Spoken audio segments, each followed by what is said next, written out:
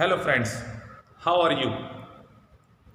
Once again, you are most welcome at my channel Manoj sir SBL English classes. Friends, जैसा कि आप सभी जानते हैं कि मैं आपको रोज़ किसी न किसी टॉपिक पे हिंदी से इंग्लिश अनुवाद सिखाता हूँ। पिछले वीडियो लेक्चर में मैंने आपको फ्यूचर इंडेफिनिट टेंस का अफर्मेटिव और नेगेटिव पढ़ाया था। आज मैं आपको इसका इंट्रोगेटिव पार्ट पढ़ाऊँगा। तो चलिए फ्रेंड्स, वीडियो काफ़ी यूज़फुल होने वाला है आपके लिए, अंत तक बने रहिएगा। आज का देखते हैं आज का टॉपिक और उससे रिलेटेड रूल्स। तो जैसा कि मैं आपको फ्रेंड्स बता चुका हूं, आज हम फ्यूचर इंडेफिनिट टेंस का इंट्रोगेटिव सेंटेंसेस पढ़ेंगे। तो आइए देखते हैं इसके रूल्स किस प्रकार हैं। रूल 1, यदि हिंदी के वाक्यों के शुरू में क्या शब्द हो तो अंग्रेजी बनाते समय विल या शैल को शुरू में लिख देते हैं। होता क्या है फ्रेंड्स, कुछ ऐसे भी छात्र हैं जो वाक्य के शुरू में क्या होने पर व्हाट लिख देते हैं, लेकिन ये आपको समझ लेना चाहिए कि किसी भी सेंटेंस में जब शुरू की तरफ क्या होता है तो वहां पर क्या की अंग्रेजी व्हाट नहीं होती, बल्कि जिस टेंस को हम पढ़ रहे होते हैं उस टेंस के अकॉर्डिंग उसकी इंग्लिश को बनाना पड़ता है। यानी कि अगर हम फ्यूचर इंडेफिनिट टेंस पढ़ रहे हैं तो इसकी हेल्पिंग वर्ब विल या शैल है, उसी को हमें शुरू में रखना होता है। अब देखते हैं रूल नंबर 2, यदि इन वाक्यों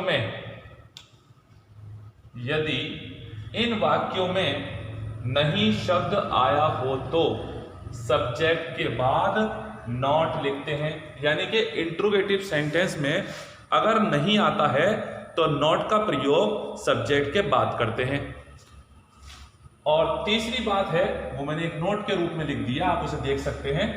यदि वाक्य के शुरू में क्या शब्द है तो उसकी अंग्रेजी व्हाट नहीं आती है। जैसा कि मैंने आपको बताया था कि वाक्य के शुरू में अगर क्या हो तो उसकी अंग्रेजी व्हाट कभी नहीं आती है। तो चलिएगा एग्जाम्पल से मैं आपको सिखाना शुरू करता हूं। ऐसे ही वीडियो के साथ बने रहिएगा अंत तक। यकीन मानिए आपको बहुत ज्यादा फायदा होने वाला है। जो लोग इंग्लिश इंप्रूवमेंट चाहते हैं, जो अपने डाउट्स को क्लियर करना चाहते हैं, उनके लिए तो ये वीडियो बहुत ही यूजफुल है। आशा है मैं आपकी हर तरह से मदद करूंगा। मैं ऐसे एग्जाम्पल्स का प्रयोग करूंगा जो इजी होंगे और काफी चार्मिंग होंगे। तो चलिए पहला सेंटेंस लेते हैं। क्या वह कल तुम्हारे साथ स्कूल जाएगा? क्या वह कल तुम्हारे साथ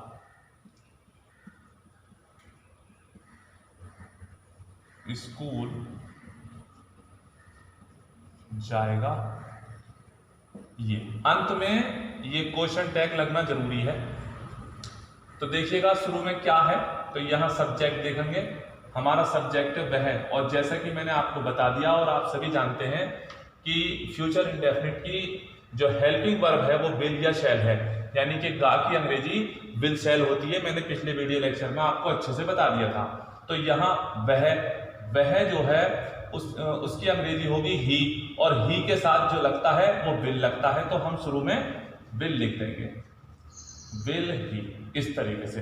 अगर यहां पर होता मैं या हम तो आप देखिएगा, मैं अगर हम होता तो यहां पे शैल लिखा जाता, यानी आई और वी के साथ हम शुरू में शैल लिखते। तो जो लोग इस वीडियो में नए जुड़े हैं उन्हें ये बात फायदा पहुंचाएगी। तो यहां पर आप समझ गए क्या के लिए विल और फिर वह की इंग्लिश ही। अब यहां से सब्जेक्ट के बाद पीछे जाएगा में, अब गा तो हो चुका है, जाना बचा, गो। अब गो के बाद हमेशा टू लगता है और जहां जाते हैं वो वहां लिखा था गो टू स्कूल, और नहीं तो पीछे से उल्टे आइएगा, बिल्कुल ठीक आएगा, ऐसे ही आते रहिएगा। Go to school. अब साथ को इंग्लिश में विद कहते हैं। तुम्हारे यू और फिर कल टुमारो। देखिएगा आप ट्रांजिशन करना कितनी सरलता से सीख जाएंगे, कोई कठिन नहीं होता है ये।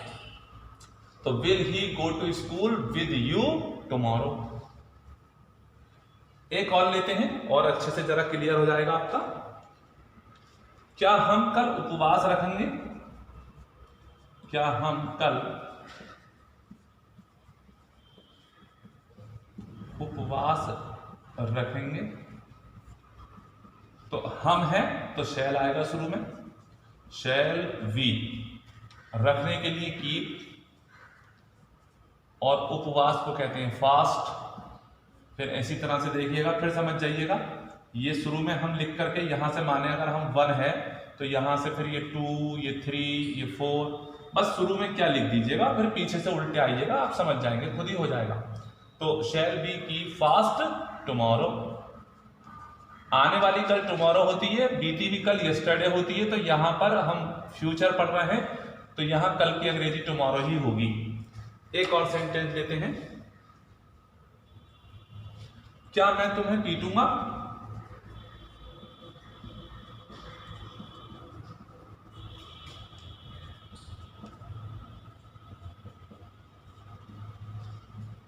क्या मैं तुम्हें पीटूंगा?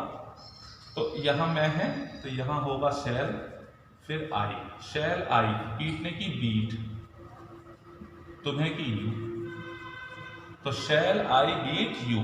क्वेश्चन टैग लगा देंगे, क्वेश्चन मार्क लगा देंगे, बस हो गया, कोई ज्यादा कठिन नहीं है। और एग्जाम्पल देता हूं और ज्यादा क्लियर हो जाएगा। मैं कोशिश करता हूं कि ज्यादा से ज्यादा एग्जाम्पल दे सकूं, पर वीडियो कुछ ज्यादा ही लंबा हो जाता है, इसलिए हजारों या सैकड़ों भी नहीं पढ़ाए जा सकते। हाँ, लेकिन 8 से 10 एग्जाम्पल में रखने का प्रयास करता हूं ताकि बात ज्यादा क्लियर हो सके। एक और देखते हैं। क्या तुम इस नहर में, ध्यान से देखें, आपको करना आ जाएगा, नहीं तैरोगे?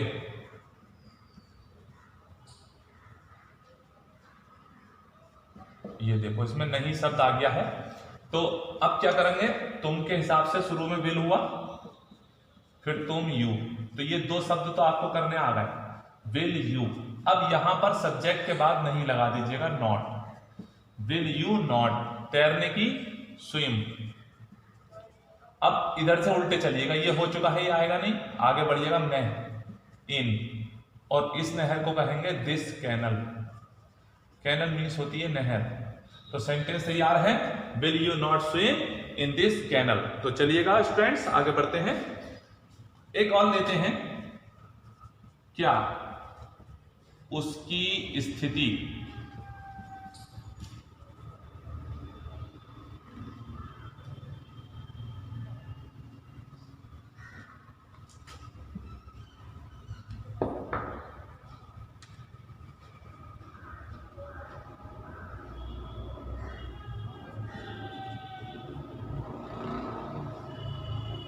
सही से लिखें, सुंदर नहीं आ पा रहा।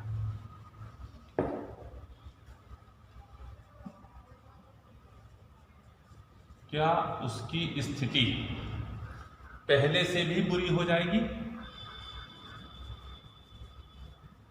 पहले से भी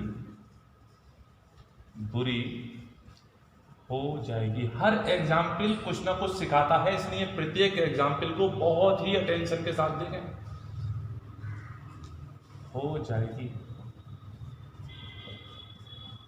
अब इसे देखें कैसे करेंगे। उसकी स्थिति, तो शुरू में तो हम लिख देंगे विल, तो उसकी स्थिति हिज कंडीशन। ठीक समझ में आ रहा है, विल हिज कंडीशन।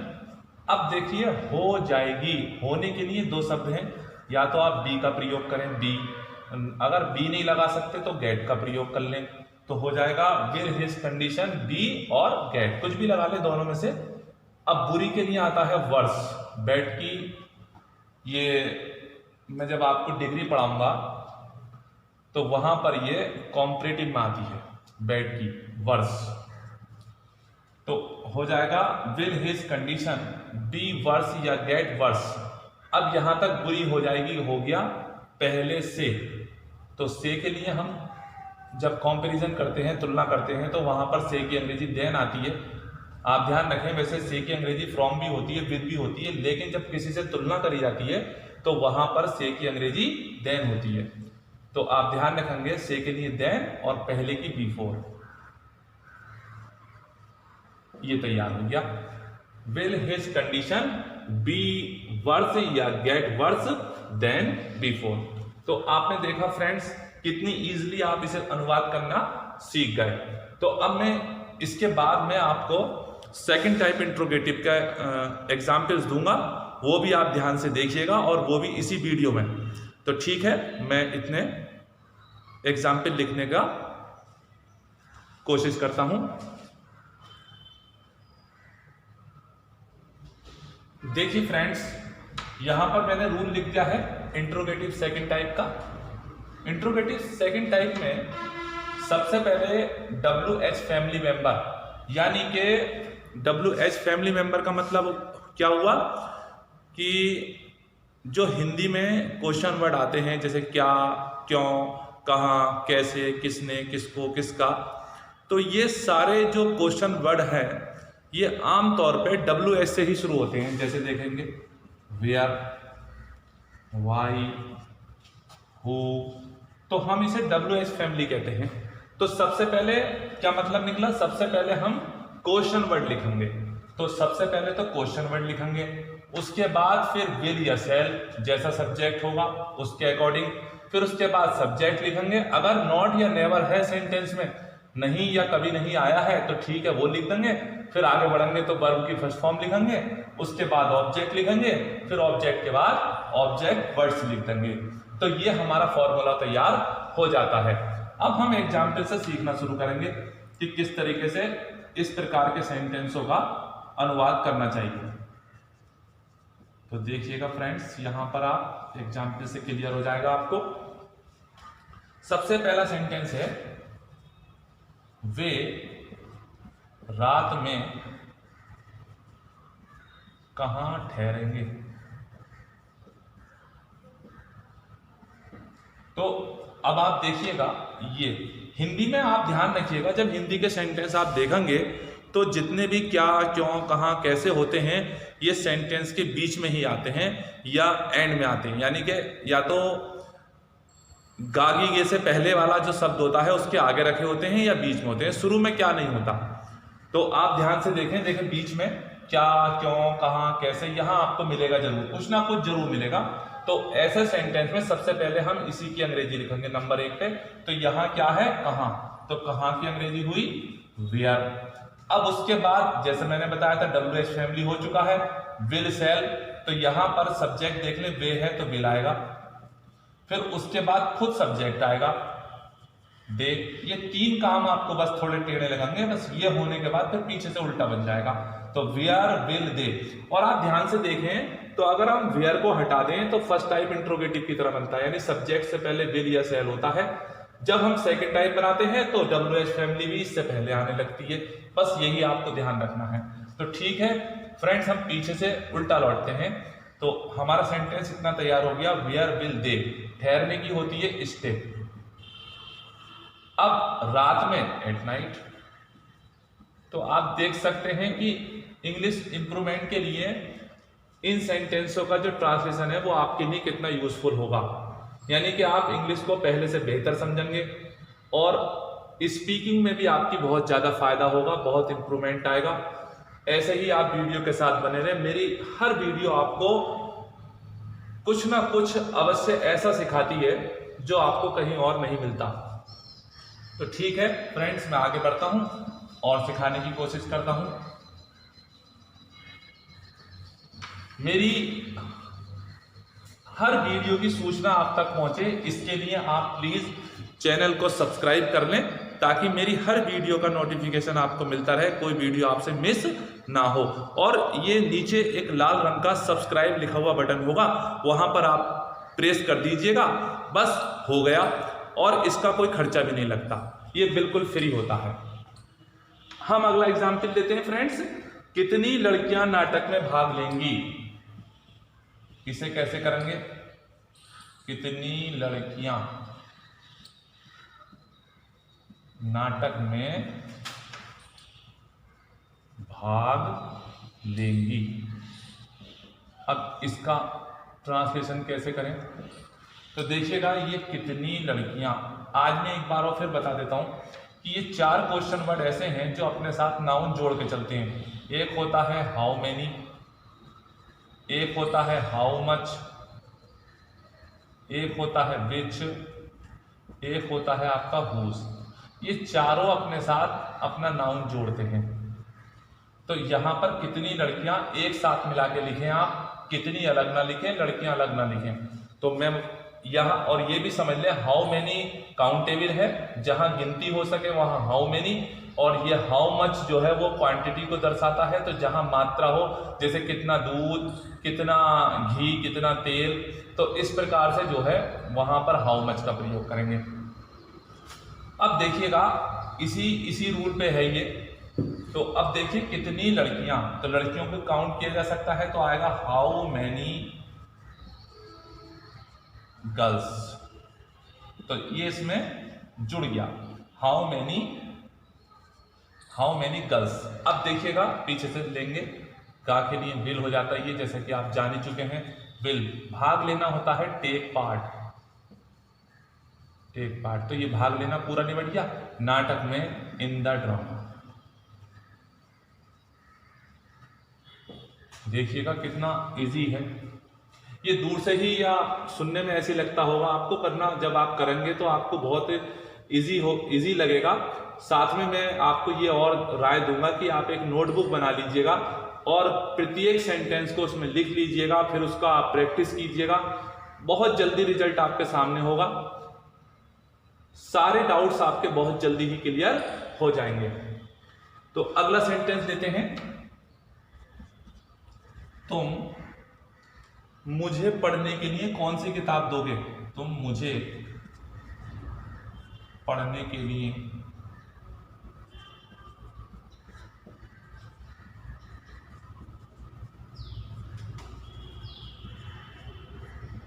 कौन सी किताब दोगे। ठीक है, देखिए ये आ गया कौन सी, मिला के लिखा जाएगा विच बुक। अभी मैंने आपको इसलिए बता दिया था कि आमतौर पे देखिए जो स्टूडेंट्स 9th के हैं, 10th के हैं, 11th के हैं, 12th के हैं, जब अपनी वो ग्रामर की किताब खोलते हैं या उसमें कोई एक्सरसाइज करते हैं ट्रांसलेशन वाली, तो वहाँ हर प्रकार का सेंटेंस होता है। तो अगर आप इन्हें सीख जाएंगे तो उस वाली एक्सरसाइज को करना आपके लिए काफ़ी इजी हो जाएगा। तो विच बुक, ठीक। अब यहाँ तुम के हिसाब से विल यू। अब इतना काम करने के बाद पीछे से बना दीजिए, दोगे तो देने में गिव। अब यहां पर ऑब्जेक्ट रखेंगे मुझे, मी, गिव मी, मुझे दोगे। अब क्या चीज दोगे, 2 चीजें मुझे दोगे और किताब, गिव मी मुझे दोगे। अब पढ़ने के लिए गिव मी टू रीड, किताब उसमें जुड़ चुका है पहले से ही, तो आप समझ जाएं which book will you give me to read. तो ये टू रीड जो आता है ये जब इस्तेमाल किया जाता है जब उसके वर्ब में ना हो, यानी किसी वर्ब में नानी ने होता है तो हम उस ना की अंग्रेजी टू लिखते हैं। तो यहां पर आप देख सकते हैं पढ़ने के लिए, तो पढ़ने में ने होता है और के लिए उद्देश्य को दर्शाता है। ऐसी कंडीशन में हम इन्फिनेटिव का प्रयोग करते हैं। इन्फिनेटिव का मतलब होता है किसी भी वर्ब की फर्स्ट फॉर्म से पहले टू। ये टू ही इस बात का काम कर रहा है ने के लिए, तो टू रीड आप समझ जाइए। हालांकि आगे चल के मैं इस पे भी आपको एक वीडियो दूंगा और बहुत शानदार वीडियो बनेगा इसका, ये बहुत यूजफुल होता है।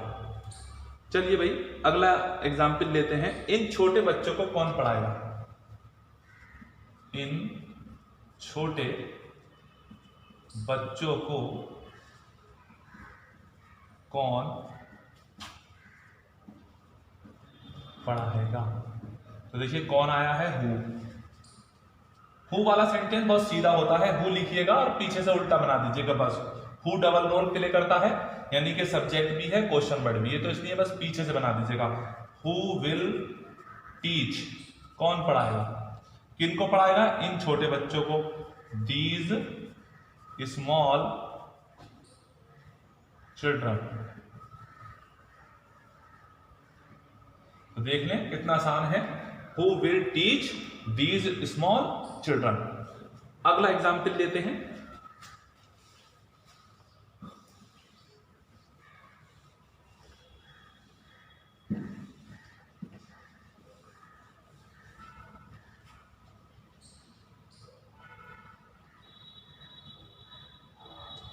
कौन सा छात्र अनुशासन नहीं मानेगा, कौन सा छात्र अनुशासन नहीं मानेगा। ठीक, तो देखिए कौन सा छात्र, जैसा कि अभी बताया था मैंने, कौन सा की अंग्रेजी विच, उसके साथ छात्र जोड़ दीजिएगा, स्टूडेंट, विच स्टूडेंट। अब देखिएगा यहां पे क्या है, द विल नॉट। अब मानने के लिए दो शब्द हमारे पास हैं, एक तो होता है कंसीडर और दूसरा होता है ओबे।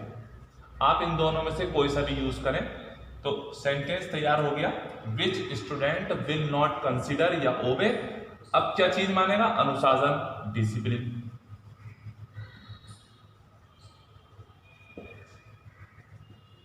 तो देख ले पूरा तैयार है, which student will not consider discipline या which student will not obey discipline. तो अब आप समझ गए इस तरह से।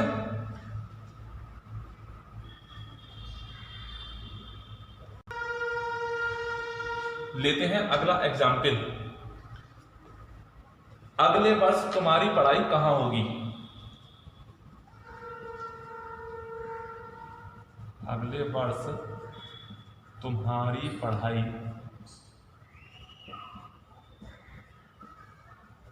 कहां होगी। देखिए कितना यूजफुल है सेंटेंस।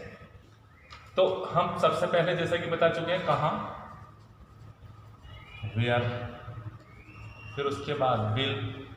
अब तुम्हारी पढ़ाई कहां होगी, इसका मतलब है तुम कहां पढ़ोगे, तो यहां पर सब्जेक्ट होगा यू। दिखने में तुम्हारी है पर मतलब यही है इसका, वेयर विल यू। अब पढ़ना होता है स्टडी, STUDY, इस तरीके से लिखें, वेयर विल यू स्टडी। अब समय बचा नेक्स्ट ईयर। देखिए कितना आसान है, where will you study next year. एक एग्जाम्पल और लेते हैं।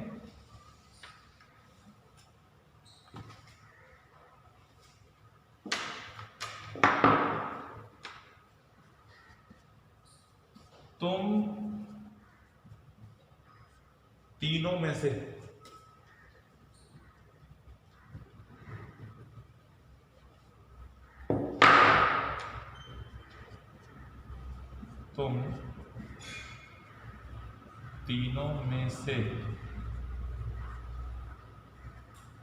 कौन इस बूढ़े पिता की देखभाल करेगा।